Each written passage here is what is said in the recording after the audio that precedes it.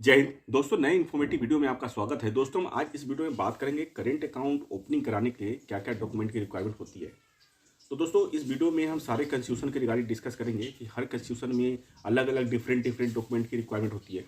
तो हम चैनल पर नए हैं तो लाइक या सब्सक्राइब जरूर करें, क्योंकि मैं अपने चैनल से बैंकिंग फाइनेंस का सारा कुछ अपडेट्स लेके आता हूँ। तो चलिए वीडियो को स्टार्ट करते हैं। तो दोस्तों, सबसे पहले स्टार्ट हम करते हैं इंडिविजुअल करेंट अकाउंट से कि इंडिविजुअल करेंट अकाउंट के लिए डॉक्यूमेंटेशन की क्या क्या जरूरत पड़ती है। तो इंडिविजुअल करेंट अकाउंट मीन्स एक छोटा व्यापारी अपना छोटा मोटा काम कर रहा है, तो विदाउट रजिस्ट्रेशन के अगर करेंट अकाउंट खुलवाना चाहता है तो उसके लिए इंडिविजुअल करेंट अकाउंट होता है।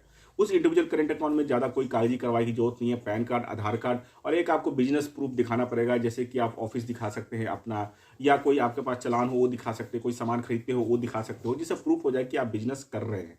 तो अगर आप फ्रीलांसर है, छोटा मोटा काम है, तो आप इंडिविजुअल करेंट अकाउंट खुलवा सकते हैं। इसके लिए आपको ज़्यादा डॉक्यूमेंट देने की जरूरत नहीं है।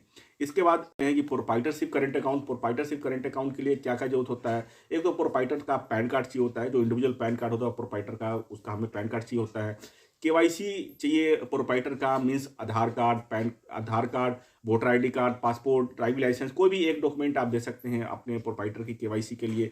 पैन कार्ड तो आपने दे ही चुके हैं। इसके अलावा एक गवर्नमेंट इशू रजिस्ट्रेशन सर्टिफिकेट चाहिए होता है। जैसे आज की डेट में आप उद्यम आधार ले लिए, सोप स्टेबलेंस सर्टिफिकेट ले लिए, जीएसटी आप ले सकते हैं। आईटीआर की कॉपी पे भी अकाउंट खुल जाता है प्रोप्राइटरशिप। अगर आपका एनेक्सर पे प्रोप्राइटर ट्रेड नेम आ रहा है तो उसके बेसिस पे भी खुल जाता है। इसके अलावा जो बैंक का जो फटका डिक्लेरेशन है वो आपको देना पड़ेगा, और अकाउंट ओपनिंग चेक होता है वो आपको देना होगा।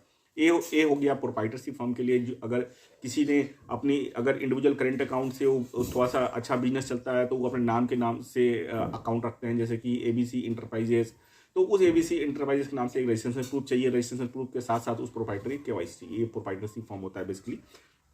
इसके बाद हम जान लेते हैं कंपनी और एलएलपी के लिए। कंपनी एलएलपी मतलब प्राइवेट लिमिटेड कंपनी की हम बात कर रहे हैं, तो वहाँ एंटिटी का पैन कार्ड होता है। जहाँ भी प्राइवेट लिमिटेड कंपनी हुई तो वहाँ पे कंपनी का पैन कार्ड होगा। उसके बाद constitution document of the firm, मतलब कि उस फर्म का जो है एमओए, एओ, सीओआई की कॉपी हमें चाहिए होती है। उसके बाद जितने भी ऑथराइज सिग्नेटरी है वो सारे ऑथराइज सिग्नेटरी केवाईसी चाहिए।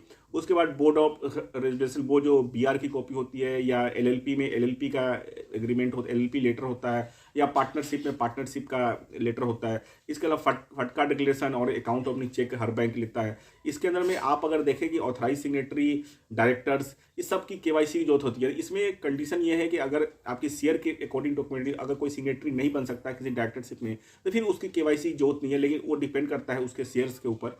तो उसके बाद हम बात कर लेते हैं पार्टनरशिप फर्म। पार्टनरशिप फॉर्म में भी हमें एंटिटी की पैन कार्ड की जरूरत पड़ती है। उसके बाद कंस्टिट्यूशन डॉक्यूमेंट में आप देखें तो पार्टनरशिप डीड होता है और पैन कार्ड होता है। ये तो कंस्टिट्यूशन डॉक्यूमेंट हो गया। उसके बाद जितने पार्टनर्स हैं या ऑथराइज सिग्नेटरी है उसकी हमें केवाईसी चाहिए, और पार्टनरशिप लेटर चाहिए। जिसके पार्टनरशिप लेटर क्या होता है, जिस पर डिक्लेयर कर सकता है कि मोड ऑफ ऑपरेशन क्या होगा अकाउंट पे, एटीएम कार्ड चाहिए नहीं चाहिए, नेट बैंकिंग फैसिलिटी में क्या लिमिट चाहिए। तो इसके लिए पार्टनरशिप लेटर होता है। उसके बाद फटका डिक्लेरेशन, और उसके बाद जो अकाउंट ओपनिंग चेक है उस चेक की जरूरत पड़ती है। उसके अलावा हम जान लेते हैं एचयूएफ करेंट अकाउंट, जो Hindu undivided family current account खुलता है। उसके अंदर में एक कर्ता होता है जिसके अंदर में जो अकाउंट को ऑपरेट करता है वो। तो इसमें एंटिटी का पैन कार्ड, मतलब एचयूएफ का हमें पैन कार्ड चाहिए, और कंस्टिट्यूशनल डॉक्यूमेंट में बस एचयूएफ का पैन कार्ड ही इसमें चल जाता है। बाकी कर्ता का जो एड्रेस प्रूफ है, आधार कार्ड है, वो उसके प्रूफ चल रहा हो जाता है। इसके अलावा जो करता है उसकी पूरी केवाईसी चाहिए। पैन कार्ड, आधार कार्ड, या आधार कार्ड नहीं देना कुछ और डॉक्यूमेंट दे सकते हैं।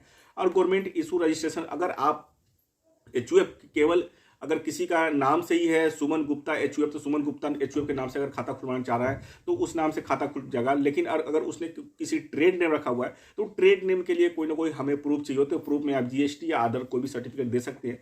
और इसके बाद अकाउंट ओपनिंग चेक का एक प्रोसेस रह जाता है। तो ये सारा कुछ ओवरऑल अकाउंट ओपनिंग प्रोसेस के लिए तो हमने देख लिया। Individual current account, proprietorship current account, partnership, private limited, इस सब का जो कंस्टिट्यूशन डॉक्यूमेंट है सबका अलग अलग है। तो दोस्तों, आशा करता हूं कि वीडियो बहुत ज़्यादा ही इन्फॉर्मेटिव है, तो लाइक या शेयर जरूर करें। Thank you very much.